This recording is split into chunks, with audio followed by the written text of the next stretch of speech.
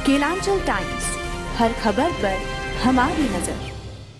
चुनावी रणनीतिकार से राजनीति में कदम रखने वाले प्रशांत किशोर 2 अक्टूबर को अपने अभियान को बतौर पार्टी लॉन्च करेंगे। हाल ही में प्रशांत किशोर ने रविवार को पटना में एक महिला सम्मेलन किया। इस महिला संवाद में पहली बार उन्होंने अपनी पत्नी जानवी दास का सार्वजनिक तौर से परिचय करवाया।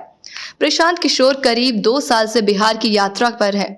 ऐसे में उन्होंने हाल ही में हुए महिला सम्मेलन में इस बात का खुलासा कर दिया कि ऐसी क्या चीज़ है, ऐसा किसका समर्थन है और उनके पीछे कौन सी ताकत है जिसकी वजह से वो ये सब कर पाते हैं और राजनीति में आगे बढ़ रहे हैं।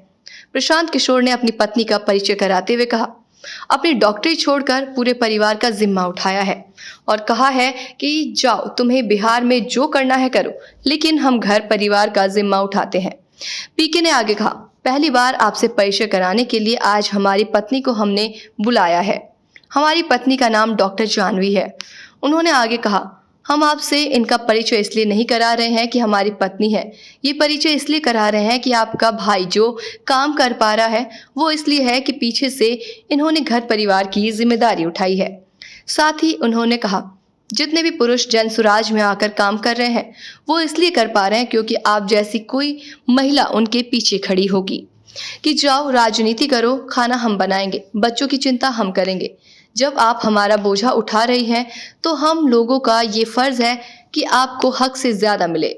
जहां एक तरफ प्रशांत किशोर ने पत्नी का परिचय कराया, वहीं दूसरी तरफ पत्नी भी पहली बार प्रशांत किशोर का समर्थन करती नजर आई।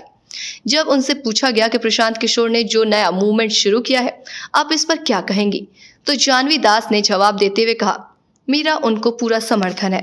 प्रशांत किशोर की पत्नी जानवी दास असम के गुवाहाटी की रहने वाली हैं और पेशे से वो डॉक्टर हैं। राजनीतिकार बनने से पहले पीके ने यूएन के हेल्थ प्रोग्राम में भी काम किया है।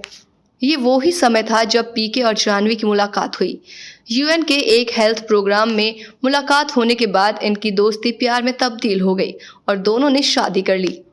पीके और जानवी दास का एक बेटा भी है।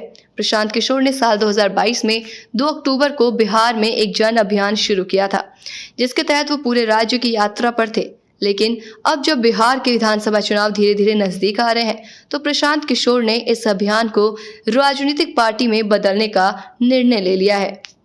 प्रशांत किशोर 2 अक्टूबर को जनसुराज पार्टी लॉन्च करने वाले हैं।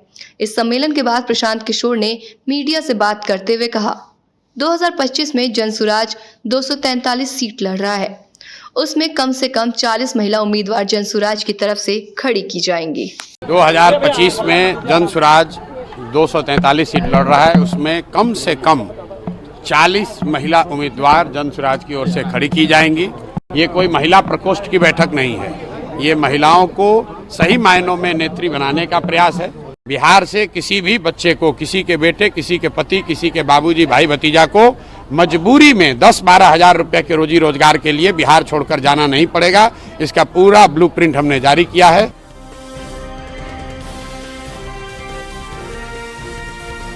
केलांचल टाइम्स, हर खबर पर हमारी नजर।